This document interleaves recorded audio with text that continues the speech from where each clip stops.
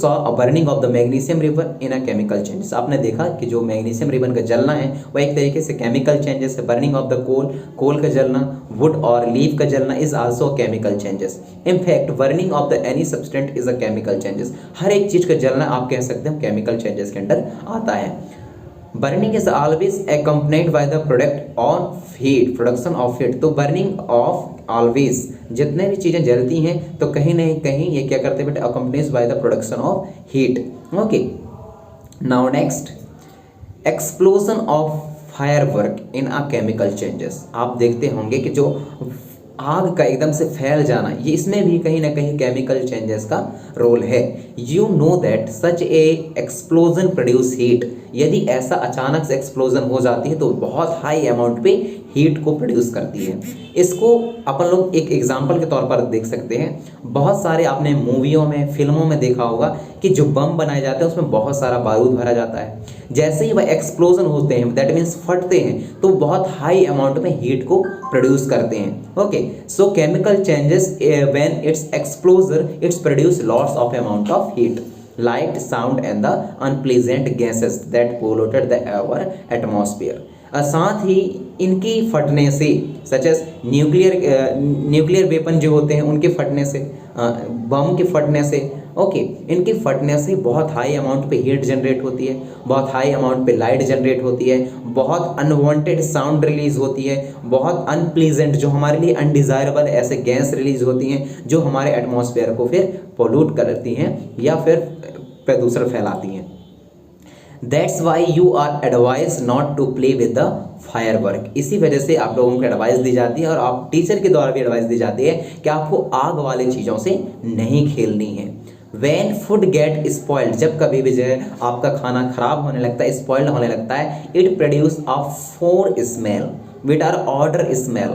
Okay, तो जब कभी भी हमारा खाना खराब होने लगता है तो वो अनवांटेड टाइप से स्मेल प्रोड्यूस करता है। Shall we call this changes is a chemical changes, और ये भी एक तरीके से हम इसको केमिकल चेंजेस कह सकते हैं। You must have noticed that a slice of the apple acquire a brown color if it is not consumed immediately। आप देखते होंगे कि जो एप्पल होता है, काट के तुरंत रख देने के बाद जब कुछ देर बाद वह अपने सरफेस पर ब्राउन कलर लेके आ जाता है, ब्राउन कलर लेके आ जाता है यदि उसको सही तरीके से कंज्यूम या प्रिजर्व नहीं किया गया तो।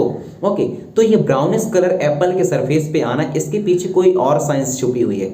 जो आपका एप्पल है वह कहीं ना कहीं किसको छुपा के रखता है बेटा, आयरन पार्टिकल्स को छुपा के रखता है। ओके, इसी वजह से जैसे ही वह एयर के कांटेक्ट में आता है तो अपने आप को फिर ब्राउनिश कलर में चेंज कर लेता है। कैसे, आप लोग देखते होंगे कि जो आयरन पार्टिकल होती है, लोहा होता है, वह जैसे ही उसको मॉइस्चर मिले और एयर के कांटेक्ट में आए तो वो जंग लगने लगती है, उसमें कोरोजन होने लगता है। Same kinds what I am से बेटा, the iron content and the gold substance some few amount always contain in the apple. When it's exposed to air after cutting, it's converted in the brown color on the surface of apple. Okay, so reason is that what, the iron as well as gold substance are mixed with the what beta, apple. Okay, now next, if you not seen the changes in a color, cut a free slice of apple and keep it away from some time। अब यदि आप लोगों को अभी भी नहीं समझ में आया है तो आप घर में इस एक्सपेरिमेंट को करिए। एप्पल को कटिए, पीस में काट लीजिए और कुछ देर तक आप उसको ओपन एयर पे रख दीजिए। Repeat the same activity with the slice of the potato और विद द ब्रिंजल, और साथ में यही एक्टिविटी आप लोगों को पोटैटो के साथ में करनी है और ब्रिंजल के साथ में करना है। इसके बाद देखिए changes of colour on the these cases in due to the formation of the new substance. तो जितने भी चेंजेस अभी आप देखें किसमें, पोटैटो में, ब्रिंजल में एंड एप्पल में, जो ब्राउनिश कलर का हो गया है, तो वह इस वजह से हुआ है क्योंकि इनमें एक नया सब्सटेंट फॉर्म हो गया है। दैट्स वाई दोज एक्सपेरिमेंट और those yes practicals are the come under of chemical changes। okay, because we know that the new substance is formed when we apply the chemical changes। in chapter number 5 you neutralize or acid with the base is neutralization chemical reaction। Okay, तो हमने chapter number 5 में जो देखा है, neutralise किया है acid और base को, तो वो कहीं ना कहीं एक न्यूट्रलाइजेशन केमिकल रिएक्शन है। आगे बढ़ते हैं और बात करते हैं प्रोटेक्टिव सीट की। ओके, सॉरी, प्रोटेक्टिव सील्ड की। क्या है, you have hear of the ozone layer in our atmosphere. अभी आपने कभी न कभी आपने सुना होगा कि ओजोन लेयर के बारे में, जिसको कि O3 बोला जाता है, जो हमारे एटमॉस्फेयर के ऊपर है। क्या करती है वह? हमें प्रोटेक्ट करती है बेटा सन से आने वाले, रिलीज होने वाले अल्ट्रा वायलेट रेसेस से, इंफ्रा वायलेट रेसेस से, जो डेंजरस रेसेस है उसको अर्थ तक आने से, या हार्मफुल जो रेसेस है उसको अर्थ तक आने से रोकती है। कौन? Ozone layer, which are protect from the harmful ultra violet radiation as well as the infra rays which come from the sun.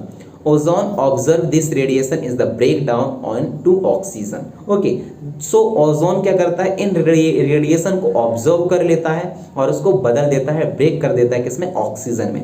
Oxygen is different from the ozone. जो ऑक्सीजन है वह ओजोन से अलग है। किस तरीके से ऑक्सीजन ओजोन से अलग है?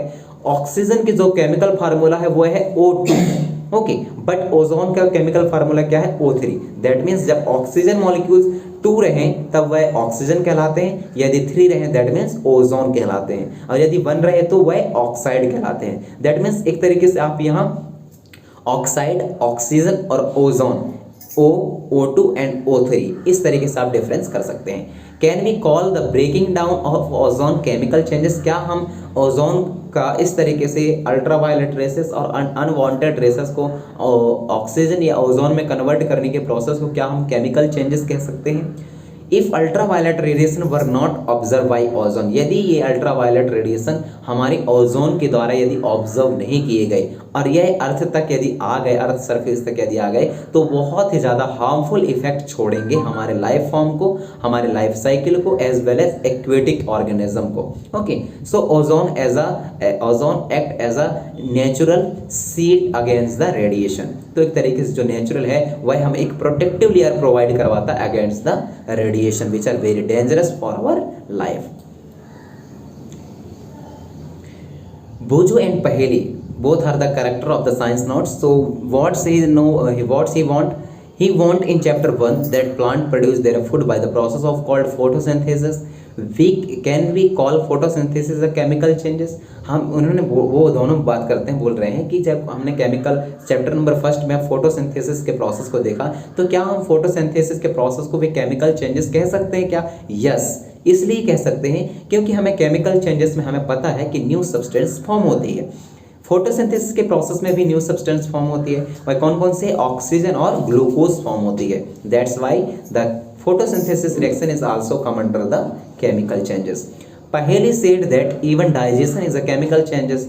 पहेली कहती है कि यहाँ तक कि जो हमारा डाइजेशन है, खाना का पचने की जो प्रोसेस है, वह भी क्या है? केमिकल चेंजेस है।